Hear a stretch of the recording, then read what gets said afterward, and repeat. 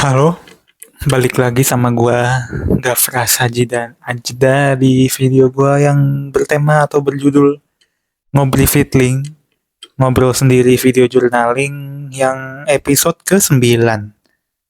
By the way ini di hari yang sama, hari Sabtu tanggal 14 Maret 2026. Ini gua rekam video kedua di hari ini. Karena di tanggal 13 kemarin gue nggak sempet rekam video ngobrol feedling ya. Jadi hari ini gue rekam 2 kali dalam semalam atau dalam sehari gitu loh. Jadi it is what it is. Ini adalah salah satu pengorbanan gue yang harus dikorbankan demi untuk membuat video ini. Atas dasarnya itu adalah sebagai gue berusaha untuk memperbaiki kepercayaan diri gue di depan kamera, oke? So, bear with me in the next 30 days or 30 episode. And then I will think of next content about what content I'm making for the other than Ngobrol Fitling itself. Oke, jadi dalam video kali ini, di episode ke-9 ini, kita akan membahas tentang zaman-zaman atau era-era di mana era internet itu menurut gua lagi seru-serunya gitu, terutama di tahun 2010 atau 2008, 2009-an lah, sampai 2010-an, 2010-an ya. Oke, jadi yang ingin gua mention tuh, dulu tuh ada namanya tren, itu meme-nya namanya Rage Comic, dan itu tuh meme-nya beda sama sekarang. Meme-nya itu didasari oleh karakter stickman atau komik-komik gitu yang mempunyai ciri khas masing-masing, seperti contohnya itu derp, lalu troll face gitu kan. Lalu tuh ada lagi seperti kalau tokoh-tokohnya ya, tokoh-tokoh figur-figurnya itu dulu ada Bad Luck Brian sama apalagi ya, Bad Luck Brian sama dulu tuh ada Chuck Norris. Dulu tuh kan Chuck Norris tuh yang manusia paling terkuatnya dulu, Chuck Norris tuh. Sama apa lagi ya dulu tuh sama ini Overly Attached Girlfriend dulu tuh. Waduh, itu tuh karakter-karakter meme yang menurut gua itu sangat-sangat seperti apa ya, yang memulai tren meme karakter-karakter real lah gitu, yang bermuka atau berwajah seperti orang beneran gitu kan. Nah, dengan perkembangan dari sejarah meme tersebut itu terciptalah meme-meme zaman sekarang gitu, kayak misalnya meme-nya no konteks, kalau meme no konteks, terus meme yang apapun itu yang berbau no konteksan itu dulu tuh, kalau gua boleh beropini gitu ya, itu tuh dari tren meme dulu gitu, yang era-era zaman-zaman internet tahun 2010-an, 2010-an ya. Dan yang paling favorit gua tuh dulu ada yang namanya sebuah sosial media di Facebook yang berjudul 9gag, terus meme komik Indonesia dulu tuh sering banget tuh dulu pas gua masih aktif main Facebook ya kan. Dulu tuh meme-nya tuh sangat-sangat fresh dan juga sangat-sangat lucu sekali, terutama jika disaksikan ketika gua lagi makan siang di suatu hari gitu kan. Itu nah, salah satu nostalgia yang gak bisa gue lupakan. Terus apalagi ya, meme itu kalau misalnya meme komikal kayak misalnya Trollface gitu-gitu tuh, kalau di zaman sekarang mungkin seperti ke Soijak sama Wojak Soijak. Itu sih, itu menurut gue yang salah satu yang lucu juga, yang masih yang masih melestarikan heritage meme Rage Comic gitu kan. Waktu awal tahun 2026 gitu, atau di akhir tahun 2025 gitu ya, gue sempet lihat bakalan ada tren the Great Meme Reset, yaitu adalah ketika dimana meme zaman sekarang kayak misalnya meme Brainrot itu kayak Six Seven atau Tung Tung Tung Sahur tuh bakal nggak apa apa bakal disingkirkan dan terbitlah kembali meme-meme zaman dulu gitu, zaman 2010-an. Seperti kayak Bleach Comic itu tuh bakal muncul kembali di tahun 2026, tapi itu tuh hanya sebentar saja, nggak lama gitu ya, pergerakan The Great Meme Reset. Ya itu sih sangat disayangkan. Kenapa gerakan The Great Meme Reset nggak awet gitu kan? Mungkin sekarang pasar apa orang-orang yang minat di seperti yang meme-meme jadul gitu ya, kayak misalnya Rage Comic dan lain-lain itu sudah pada berumur. Dan ini menurut gue lagi ya, lagi-lagi ini menurut opini gue pribadi, mungkin orang yang dulunya apa yang menyukai meme-meme Rage Comic dan sebagainya itu zaman sekarang mungkin sudah pada berusia atau sudah pada dewasa dan eh, nggak mempunyai waktu seluang ketika mereka di zaman tersebut gitu. Jadinya tren Great Meme Reset itu hanya nggak long last gitu, nggak awet gitu kan. Dan itu tuh dulu dulu pun juga tahun-tahun segitu tuh apa ketika bermain sosial media tuh sangat berkesan gitu, karena dulu di Facebook tuh ada yang namanya games on Facebook, kayak misalnya Pet Society, Ninja Saga, terus Cityville, Restoran City, dan lain-lain. Dah itu tuh menurut gua, oh iya, ini Mafia Wars, game Mafia Wars itu tuh dulu tuh itu semua tuh ada di Facebook, dan itu nggak perlu kalian install lagi. Itu tuh udah built-in games di Facebook, dan itu tuh menurut gua salah satu terobosan dari sosial media Facebook yang sangat um, cukup apa ya, cukup beda dari sosial media yang lain gitu. Dulu tuh selain Facebook ada namanya Twitter dan juga Friendster.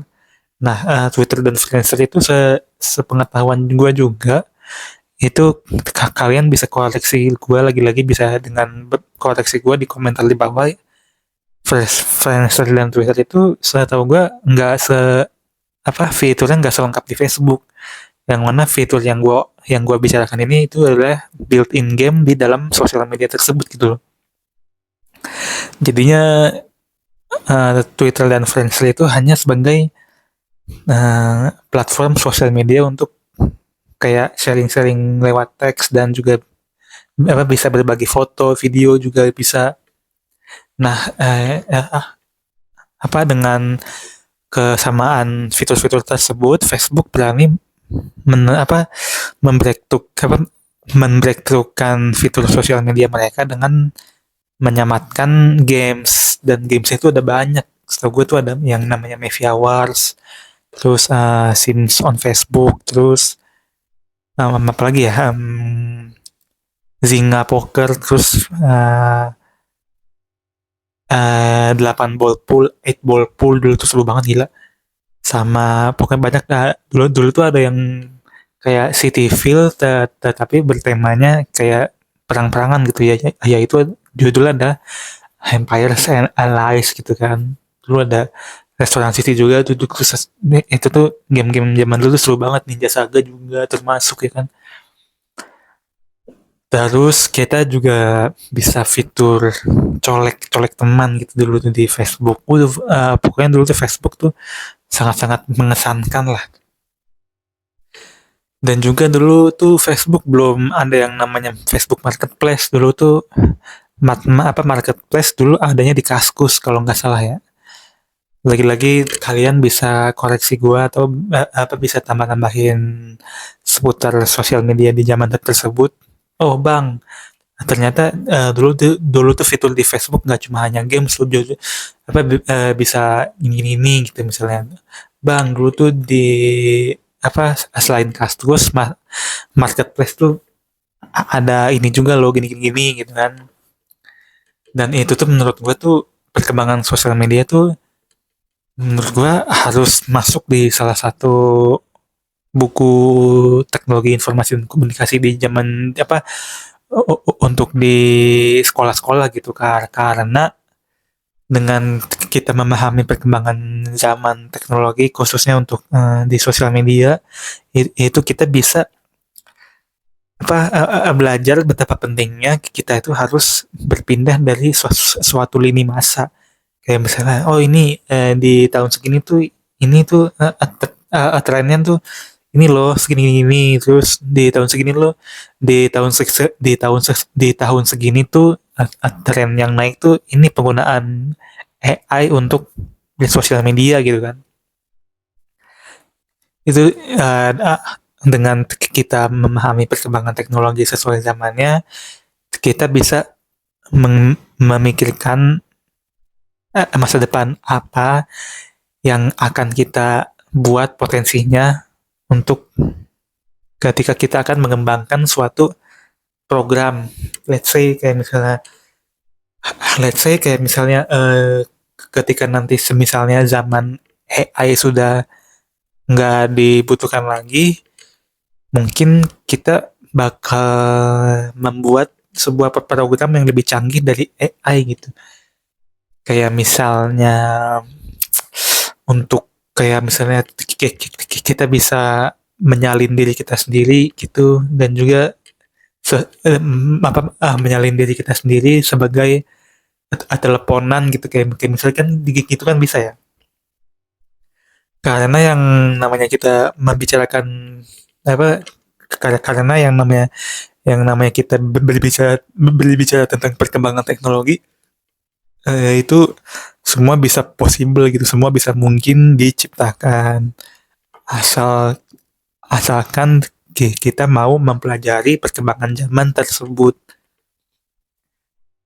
Lalu seperti biasa gue nggak bakalan edit video ini, nggak bakalan nge-cut videonya, dan juga paling gue akan memonitor dari segi audio agar kalian bisa menyimak atau mendengarkan suara gue dengan jelas. By the way, yang ada di tangan gue ini adalah sebuah tongsis, sebuah selfie stick yang udah gue sematkan mikrofon eksternal gue, dan ini bisa gue gunakan sebagai alat substitusi mikrofon fisik ya kan. Ini gue megangnya kayak mic gitu ya. Ini gue seperti ingin menyanyi di karaoke, tapi ini sebenarnya bukan mikrofon gitu. Ini tuh sebagai buat ini aja, aksesoris gue agar gue bisa menaruh mikrofon eksternal gue dengan cara lebih elegan gitu kan. Tadinya gue mau pakai penggaris, tapi gue cari-cari penggaris kok nggak ada. Kayaknya penggarisnya hilang gitu. Atau penggarisnya gue taruh diletakkan di suatu tempat, dan itu gue membutuhkan waktu untuk mencarinya daripada gue capek-capek repot-repot spend waktu buat nyari penggaris itu. Lebih baik gue memanfaatkan barang yang sudah ada dulu di dekat gue, yaitu yang ini selfie stick ini. Bicara tentang selfie stick juga sangat berkaitan dengan perkembangan teknologi kan. Dulu tuh kalau nggak salah tuh sebelum tongsis itu marak juga di marketplace juga ada tuh yang menjual ini lensa fish eye yang bisa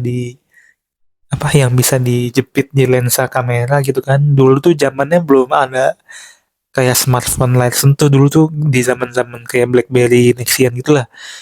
Ya, itu tuh banyak tuh yang menjual lensa fish eye di marketplace. Makanya dengan kita menggunakan lensa fish eye buat di HP kita, itu tuh kita bisa mendapatkan kayak lensa 0,6 atau 0,5 lah di handphone ada di zaman sekarang. Jadi itu kita akan mendapatkan jangkauan field of view lensa yang sangat lebar, dan itu keuntungannya bisa ketika kita selfie itu kita bisa melakukan grup selfie dengan menggunakan lensa fisheye tersebut. Lalu singkat cerita, sudah lensa fisheye sudah sudah masa trennya sudah habis lalu berganti ke menggunakan tongsis ini selfie stick. Jadinya kalau pakai selfie stick tuh kan kita bisa mengextend atau memanjangkan tongkatnya di jarak tertentu gitu. Jadinya otomatis itu kita bisa mendapatkan eh, bisa mendapatkan jangkauan foto selfie juga dengan jauh. Otomatis itu otomatis jangkauan dengan kita menggunakan jangkauan selfie yang jauh, kita bisa mendapatkan grup selfie juga selayaknya kita menggunakan fisheye. Nah, kelemahan fisheye itu kan kita menggunakan lensa fisheye tersebut dengan cara menutupi lensa bawaan handphone kita kan. Nah, itu tuh kadang-kadang ada aja kotoran yang ada di lensa fisheye kita. Jadi jika dulu tuh di zaman itu jika ingin menggunakan lensa fisheye untuk selfie, kita tuh harus buang waktu untuk mengelap dulu, membersihkan lensa fisheye-nya. Nah, dengan kita menggunakan lensa ini pakai tripod pakai selfie stick ini atau tongsis ini, kita nggak perlu repot-repot melap-lap lensanya di HP kita, karena kan jika kita menggunakan lensa untuk foto selfie dan juga kita menggunakan perangkat tongsis, kita menggunakan kamera depan dong. Nah, yang mana kamera depan itu nggak terlalu kotor lah kalau dibandingkan menggunakan lensa fisheye yang bisa dibawa kemana-mana gitu loh. Jadi perkembangan sosial media dengan perkembangan device selfie itu menurut opini gue itu sangat berhubungan sekali. Oke, lagi-lagi ini gue akan berusaha untuk menggiring video ini atau membawa video ini di sampai menit 25 menit gitu, dan di menit itu kita akan pause atau stop videonya dan kita akan mengedit videonya dari segi audionya atau suaranya, karena di format video ngobrol fitling ini, ngobrol sendiri video journaling ini, itu temanya nggak harus ngedit dari segi visual, tetapi yang penting itu adalah bagaimana cara agar audiensnya atau para viewernya itu bisa mendengar atau menyimak video kita yang sudah direkam. Itulah format atau cara settingan ngobrol fitling cara gua gitu loh, ngobrol sendiri video journaling ini. Sekarang adalah episode yang ke-9. Nah, untuk episode besok itu bakal episode ke-10 atau hari ke-10 gua ngerekam dengan ngobrol fitling ini. Bisa minta tepuk tangannya.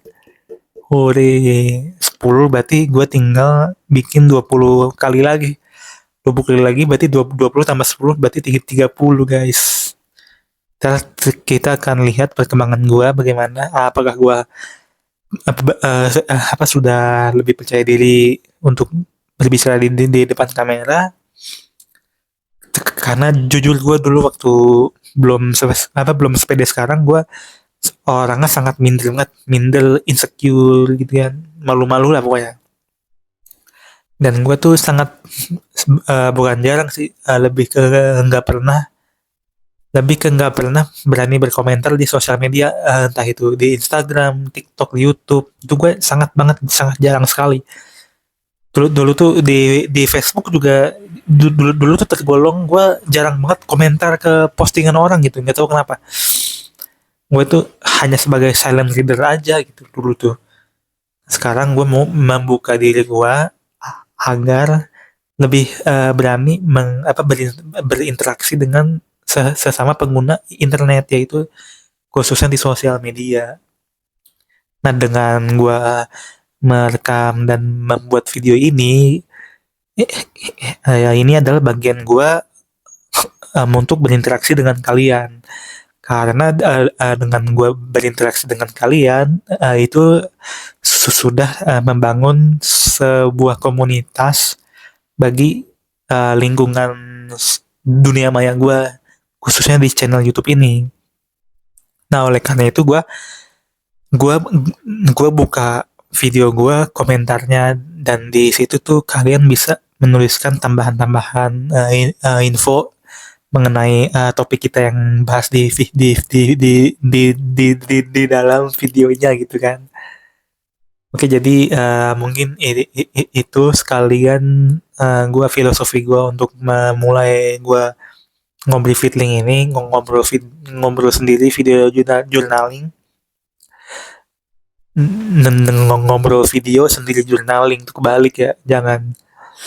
Oke, jadi gue nggak tahu kenapa kalau gue bicara lama-lama dan gue bicara sendiri gini, itu suka keluar air mata dan juga suka hidung tuh tersumbat gitu, pilek gitu, nggak tahu kenapa, padahal gue lagi nggak sakit. Iya, padahal gue lagi nggak sakit gitu. Jika gue terlalu banyak ngobrol gitu kan, terlalu banyak berbicara ke diri gue sendiri, gue sering banget selalu malah mata gue berair, terus hidung gue tersumbat. Apakah ini padahal gue lagi nggak sakit gitu loh, nggak tahu kenapa juga gue kayak gitu. Apakah mungkin ini salah satu efek dari jarang berbicara ke orang, mungkin jarang berbicara ke diri gue sendiri, gue juga nggak tahu, jarang curhat mungkin, makanya itu guys. Makanya kalian jangan pernah sendirian dengan jangka waktu yang sangat lama gitu. Itu tuh sangat-sangat sangat bisa berpotensi untuk mengubah psikologis kalian gitu. Gue aja kayak gini gitu kan. Ini juga gue mungkin ini salah satu akibat gue juga jarang berinteraksi sama orang, mungkin jarang banget. Makanya gue di bulan ini, di tahun ini tuh gue memulai untuk mengubah diri gue sendiri dengan cara berbicara dengan diri gue sendiri di depan kamera ini malam-malam lagi kan, gila banget, sepi banget ya.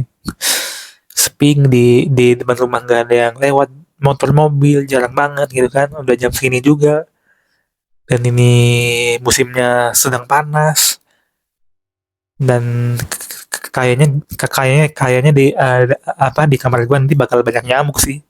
Oh iya, yang gue sadar tuh, di antara musim dingin sejuk gitu kan, musim dingin, musim hujan, dan musim panas tuh, kalau di musim dingin, musim mendung, musim hujan itu ya jarang ditemukan nyamuk-nyamuk di kamar gue gitu loh, nggak tahu kenapa, mungkin sifat alami nyamuk tuh dia nggak tahan dingin mungkin ya, nggak tahu juga sih. Nah, kalau di musim panas kayak gini, itu tuh pasti ada aja satu atau dua nyamuk gitu yang mengiang-ngiang di kuping gue kalau gue lagi tidur di kamar gitu kan. Karena kenapa ya? Mungkin nyamuk-nyamuk itu sifat badannya tuh sifat tubuhnya tuh dia nggak suka dingin, tetapi jika di udara panas atau di cuaca panas, dia tuh malah ini malah bisa survive, bisa bertahan hidup di iklim suhu panas, mungkin kayak gitu, mungkin nggak tahu ya. Mungkin di sana, di Antartika sana, di kutub utara, di kutub selatan sana, mungkin terdapat nyamuk yang bisa hidup di suhu dingin gitu. Gue juga nggak tahu sih.